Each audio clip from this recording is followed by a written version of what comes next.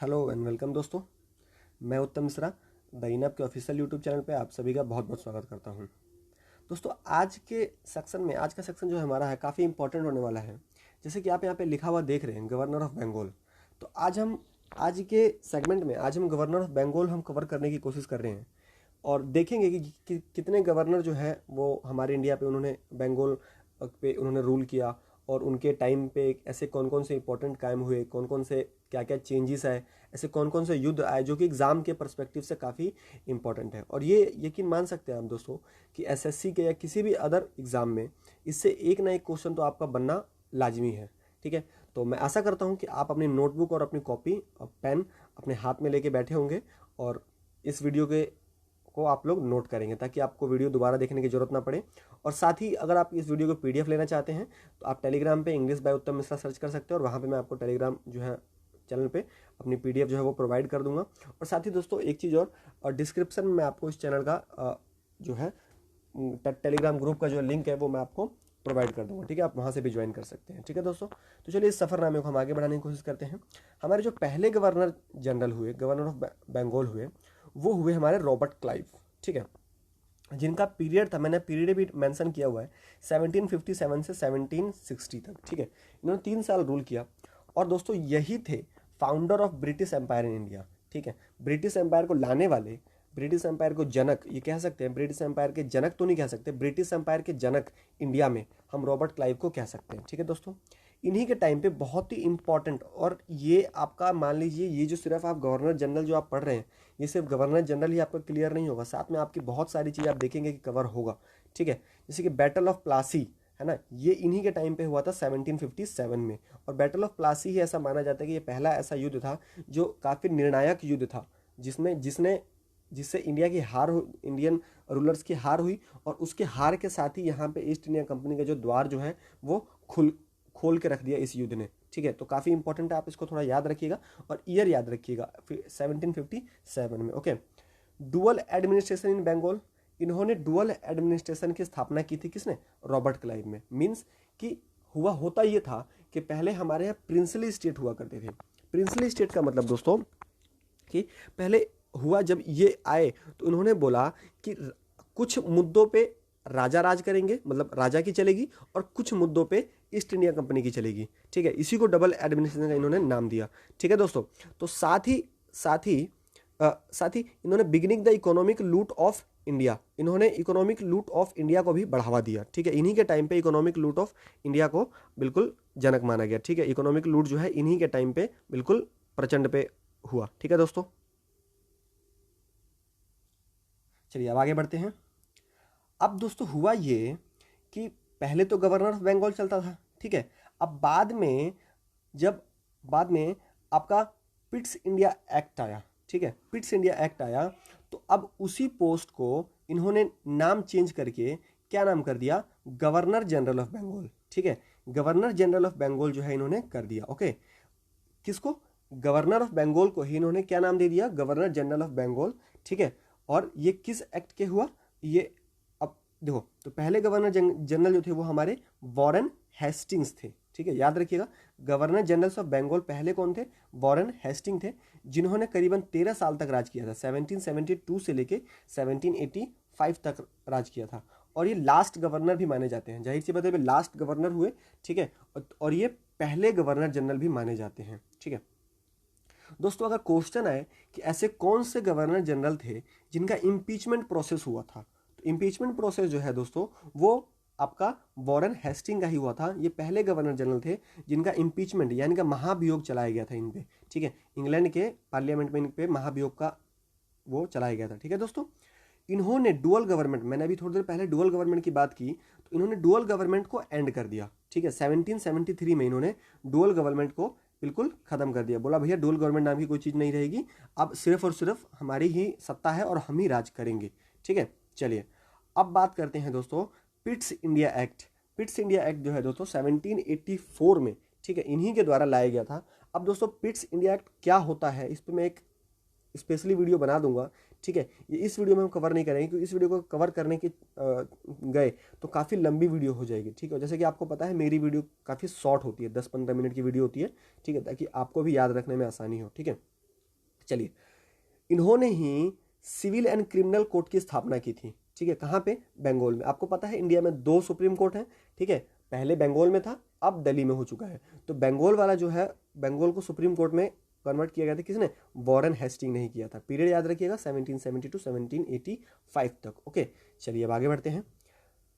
और इन्होंने ही दोस्तों और भी कुछ इंपॉर्टेंट काम किए थे। इन्होंने भगवत गीता का इंग्लिश में ट्रांसलेट करवाया था, बहुत बड़ा काम किया था। भगवत गीता को इन्होंने बोला था कि हिंद, चलिए कोई बात नहीं, हमने कॉलोनी बनाई है तो क्या, लेकिन अच्छी बातें लेने में इन्होंने बिल्कुल गरेज नहीं किया और भगवत गीता को इन्होंने इंग्लिश में ट्रांसलेट कर पाया ताकि उसका ज्ञान जो है वो ब्रिटिशर्स को भी मिल पाए। ठीक है, किसने किया था दोस्तों? चार्ल्स विल्किंस ने किया था। ठीक है, अगर भगवत गीता का पहली बार ट्रांसलेशन जो है किया था ईस्ट इंडिया कंपनी के टाइम पे, चार्ल्स विल्किंस ने किया था। Okay, first Anglo Maratha war, first Anglo Maratha war, Maratha युद्ध जो है वो 1785 से लेकर 1782 तक काफी लंबा युद्ध चला था, 7 साल तक युद्ध चला था।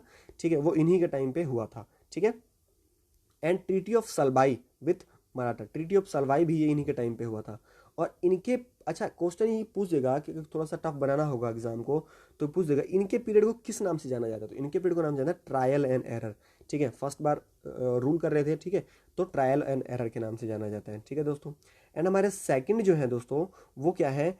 कॉर्नवालिस। ठीक है, कॉर्नवालिस 1786 से लेके 1793 तक इनका शासन चला था। ठीक है, और इनको दोस्तों बहुत ही इंपॉर्टेंट है, थोड़ा ध्यान रखिएगा, इनको police reform, father of police reform के नाम से, ठीक है, कोट किया जाता है। लॉर्ड कॉर्नवालिस को ही, ठीक, कॉर्नवालिस को ही father of police reform and civil services के रिफॉर्म के नाम से इनको जाना जाता है। ठीक है दोस्तों, और इन्होंने ही permanent settlement of zamindari system, zamindari settlement जो है वो लेके आया था। बोला था कि अब जो जमीनें हैं वो जमींदार उसका मालिक होगा। ओके, यहाँ पे दिखा हुआ है 1793 में ये लेके आए थे और डिक्लेयर जमींदार एज अ ऑनर। ओके दोस्तों, चलिए अब आगे बढ़ते हैं। अच्छा, बहुत ही इंपॉर्टेंट है एंग्लो मैसूर वॉर। ठीक है, एंग्लो यहाँ ये आर की जगह पे दोस्तों वी हो गया, माफ कीजिएगा। मैसूर वॉर 1790 से 1792 तक जो चला था, ठीक है, हुआ था इन्हीं के टाइम पे।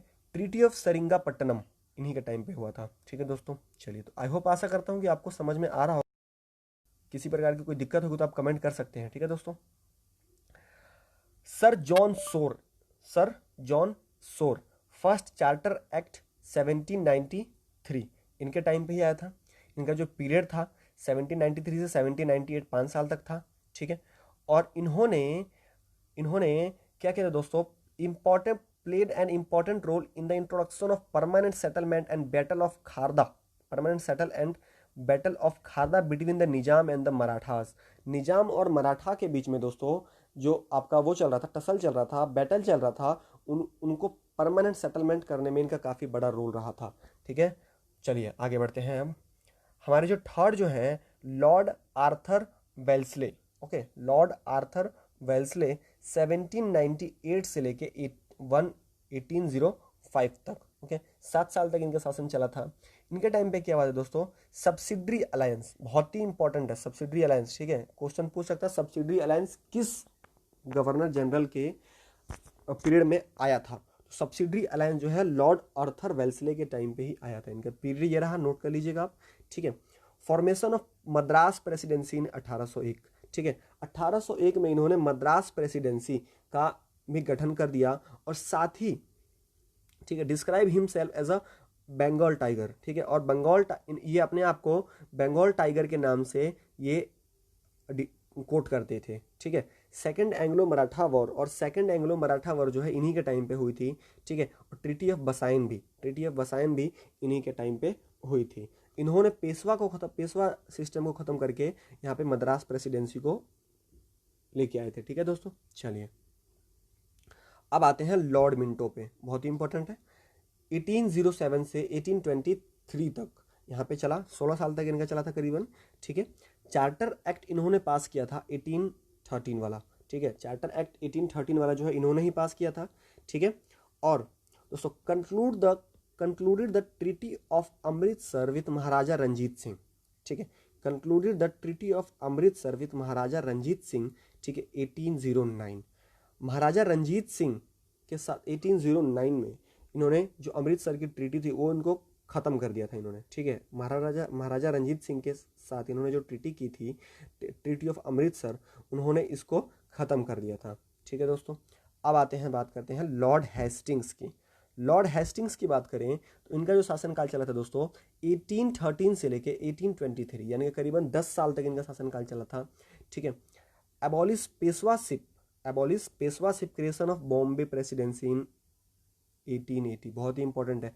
इन्होंने पेशवाशिप को खत्म कर दिया था। होता क्या था दोस्तों, मराठा किंगडम में पेशवा एक बहुत ही इंपॉर्टेंट रोल प्ले करता था। और रोल क्या, आप उसको एक तरीके से राजा कह सकते हैं, है ना।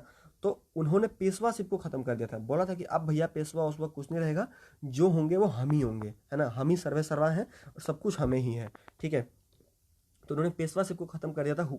ऐसा क्यों हुआ था दोस्तों, क्योंकि थर्ड मराठा वॉर हुआ था दोस्तों, और उसके चक्कर में ये हमारा जो है हार हुई थी। किसकी हार हुई थी दोस्तों, मराठाओं की हार हुई थी, ठीक है। इस वजह से इन लोगों ने यहाँ पे पेशवाशिप को खत्म कर दिया था। एंग्लो नेपाल वॉर बहुत ही इंपॉर्टेंट है। ये ट्रीटी ऑफ सौगोली, ठीक है, ट्रीटी ऑफ सौगोली जो है इन्हीं के टाइम पे हुआ था, है ना, 1816 में। ओके, चलिए। Pindari war and established ryotwari system of Thomas Munro, ठीक है। पिंडारी वॉर भी इन्हीं के टाइम पे हुआ था और रियोतवारी सिस्टम भी इन्हीं के टाइम पे चलाया गया था। किसके द्वारा, थॉमस मुनरो के द्वारा। ओके, चलिए अब आते हैं लॉर्ड एमहर्स्ट। लॉर्ड एमहर्स्ट जो थे, इनका जो शासनकाल चला था करीबन 5 साल तक चला था, 1823 से लेके 1828 तक। फर्स्ट बर्मीज वॉर जो है इन्हीं के टाइम पे हुआ था। कब से लेके कब तक, 1824 से लेके 1826 तक। ओके, ट्रीटी ऑफ यंडाबू, ये भी आपका म्यांमार में पड़ता है, यंडाबू जगह है, ठीक है। 1826 में इसको इस्टेब्लिश किया गया था इस ट्रीटी को।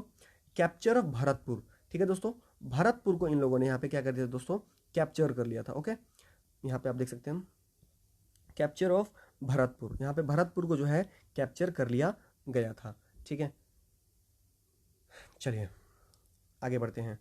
लॉर्ड विलियम बेंटिक जो हैं ये लास्ट गवर्नर जनरल। अब दोस्तों यहाँ पे गवर्नर जनरल, ये जो हमारे हैं last governor general of Bengal थे, ठीक है। After the enactment of the charter act, कौन दोस्तों, लॉर्ड विलियम बेंटिक। 1828 से लेके 1835 लंबा शासनकाल चला था।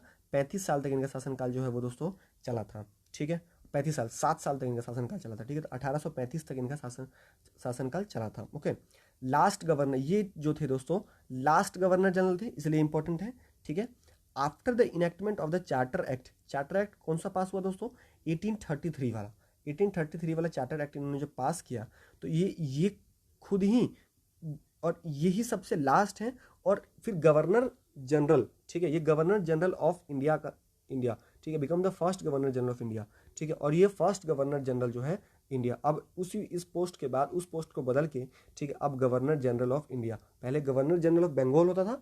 और अब ये जब चार्टर एक्ट पास हुआ 1833 वाला, उसके साथ ही इन लोगों ने क्या कर दिया, गवर्नर जनरल ऑफ इंडिया के नाम से उनको कोट करना चालू कर दिया उसी पोस्ट को।